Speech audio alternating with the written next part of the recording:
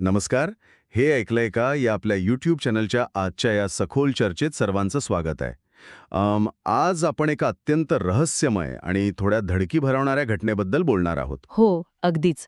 ही घटना खरंच खूप चक्रावून टाकणारी आहे. समुद्राच्या मध्यभागी असलेल्या एका एका क्रूझ शिपवर अचानक असा आजार पसरलाय जो जमिनीवरच्या उंदरांमुळे होतो.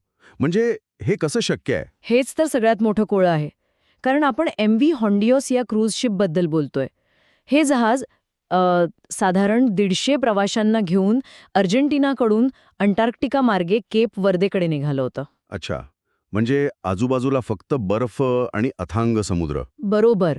वैद्यकीय मदत शेकडो मैल दूर असतानाच प्रवासात अचानक 6 जण आजारी पडतात आणि त्यापैकी 3 जणांचा दुर्दैवी मृत्यू झालाय. बापरे, 3 जण दगावले. हो, आणि यात 2 डच नागरिक आहेत. शिवाय एका ब्रिटिश प्रवाशाला तर थेट दक्षिण आफ्रिकेत अतिदक्षता विभागात म्हणजे ICU मध्ये दाखल करावं लागलंय. म्हणजे बघा ना, क्रूझ शिप म्हणजे समुद्रात तरंगणारी एक प्रकारची बंदी पेटीच असते आणि त्यात वातानुकूलित यंत्रणेची म्हणजे ACची हवा सतत फिरत असते. हो ना. मग हा जो हंटा व्हायरस आहे तो तर प्रामुख्याने उंदरांद्वारे पसरतो असं आपण ऐकून आहोत. मग हा जमिनीवरचा आजार भर समुद्रात या बंदिस्त जहाजावर पोहोचलाच कसा? सध्या तरी याचा कसून तपास सुरू आहे. पण तुम्ही जी ACच्या हवेची गोष्ट बोललात, तोच या आजाराचा सगळ्यात भयंकर भाग आहे. अच्छा, तो कसा काय? कारण हंटा व्हायरस कसा पसरतो हे समजून घेणं गरजेचं आहे. हा आजार संक्रमित उंदरांची लाळ, त्यांचं मूत्र किंवा विष्ठा जेव्हा वाळते ना, म्हणजे वाळल्यावर? हो, ती वाळून त्याचे अत्यंत बारीक कण हवेत धुळीसारखे मिसळतात. अच्छा, म्हणजे एखाद्या अडगळीत ठेवलेली जुनी पेटी उघडल्यावर जशी धूळ उडते तशीच काहीशी. अगदी तशीच. आणि तीच प्रदूषित धूळ जेव्हा श्वासावाटे माणसाच्या फुफ्फुसात जाते तेव्हा या आजाराची लागण होते. जहाजावरच्या त्या बंद पेटीत हीच धूळ हवेतून पसरली असण्याची शक्यता नाकारता येत नाही. अरे बापरे, म्हणजे न दिसणारी धूळ थेट इतकी जीवघेणी ठरू शकते हे ऐकायलाच खूप भीतीदायक वाटते. याचे शरीरावर नक्की काय परिणाम होतात? याचे 2 अतिशय गंभीर प्रकार आहेत. पहिला प्रकार म्हणजे HPS. यामध्ये हा व्हायरस थेट फुफ्फुसांच्या रक्तवाहिन्यांवर हल्ला करतो. म्हणजे श्वास घ्यायला त्रास होत असेल? हो, फुफ्फुसात वेगाने पाणी भरायला लागतं आणि रुग्णाला श्वास घेता येत नाही. यात मृत्यूदर तब्बल 38% इतका प्रचंड आहे. 38%? हा तर खूपच जास्त आहे. हो, आणि दुसरा प्रकार आहे HFRS, ज्यामध्ये शरीरांतर्गत रक्तस्राव होतो आणि मूत्रपिंड म्हणजे किडनीचं काम थांबतं. तुम्हाला माहितीये, जागतिक स्तरावर दरवर्षी साधारण 1.5 लाख रुग्ण आढळतात याचे. पण एक मिनिट, ताप, थकवा, श्वास घ्यायला त्रास, हे सगळं ऐकल्यावर साहजिकच कोणाच्याही मनात कोरोनाची आठवण येईल. ही काही नवीन जागतिक महामारी तर नाहीये ना? सुदैवाने तसं चित्र नाहीये.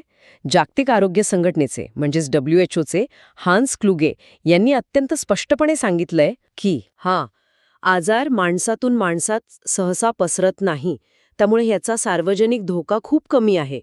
यासाठी अजिबात घाबरून जाण्याचं किंवा प्रवासावर काही निर्बंध आणण्याचं कारण नाही. हा एक मोठा दिलासा आहे. पण समजा कुणाला याची लागण झालीच, तर यावर काही ठोस उपाय किंवा औषध उपलब्ध आहे का? दुर्दैवाने यावर कोणतंही विशिष्ट औषध नाहीये. रुग्णाला केवळ वैद्यकीय आधार दिला जातो. म्हणजे लक्षणं कमी करण्यासाठी उपचार केले जातात. बरोबर. जसं की ऑक्सिजन देणं, व्हेंटिलेटरवर ठेवणं किंवा किडनी निकामी झाल्यास डायलिसिस करणं. हा आजार किती गंभीर असू शकतो हे समजण्यासाठी फेब्रुवारी 2025 मधली एक घटना पुरेशी आहे. कोणती घटना?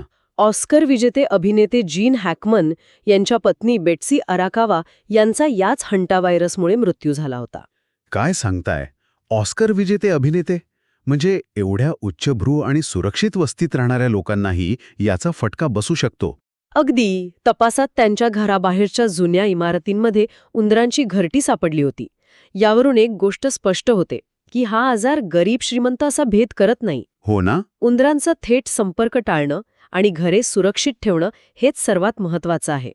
जिथे उंदरांचा वावर आहे अशा जागा स्वच्छ करताना नेहमी मास्क आणि संरक्षणात्मक कपड्यांचा वापर करायलाच हवा. म्हणजे थोडक्यात सांगायचं तर हंटा व्हायरस हा जीवघेणा नक्कीच आहे, पण तो अत्यंत दुर्मिळ आहे.